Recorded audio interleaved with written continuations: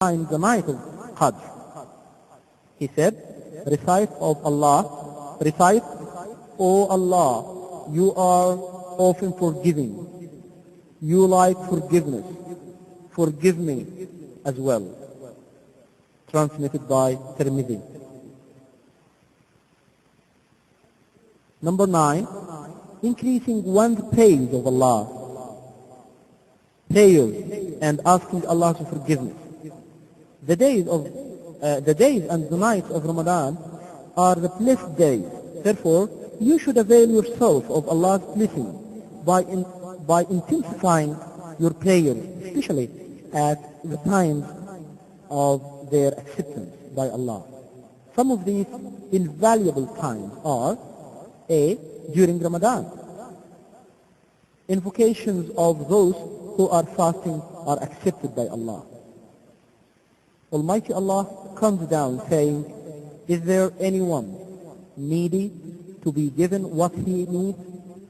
Is there anyone who asks for forgiveness so that I may forgive him? Number B, asking Allah for forgiveness at the time before dawn. Number C, at a certain time on Friday, which could be the last hour of that day. Lastly, I would like to draw your attention, dear brothers and sisters, to something of great importance, and that is the sincerity of one's intention. For many, a fasting person would get no reward for his fasting if it lacks sincerity and devotion. That's why the Prophet, peace be upon him, has always stressed this point by saying, with faith and the intention to earn the reward. Allah says, say, I am but a man like yourself, but the inspiration has come to me that your God is one God. Whoever expects to meet his Lord, let him work in righteousness and in the worship of his Lord. Admit no one as person. Sadaqallahu al-Azim. Allah's Messenger, peace be upon him, also said, what I fear most for you is minor polytheism. They said, what is it? He said, it is hypocrisy. Fun in Ramadan. There is a dangerous tendency noticed especially in Ramadan. That's to say, wasting one's time lavishly instead of spending it in Allah's worship, remembrance, and obedience.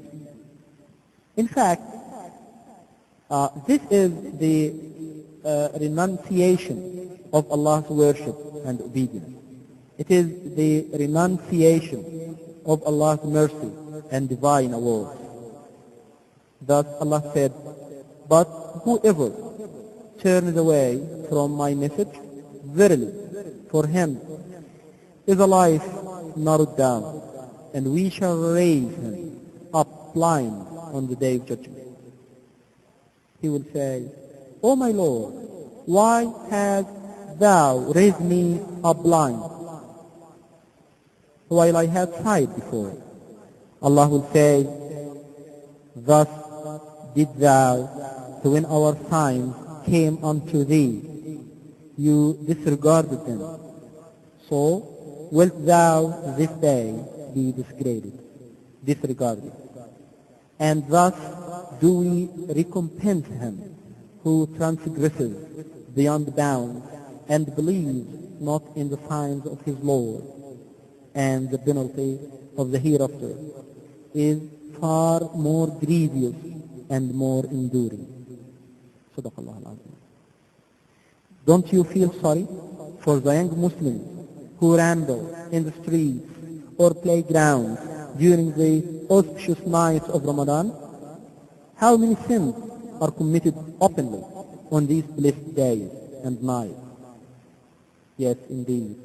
A true Muslim should pity young Muslims who loiter the hours away in vain. No doubt, a way to gain happiness is to give da'wah or to give dua to Muslims who go astray and show them the straight way.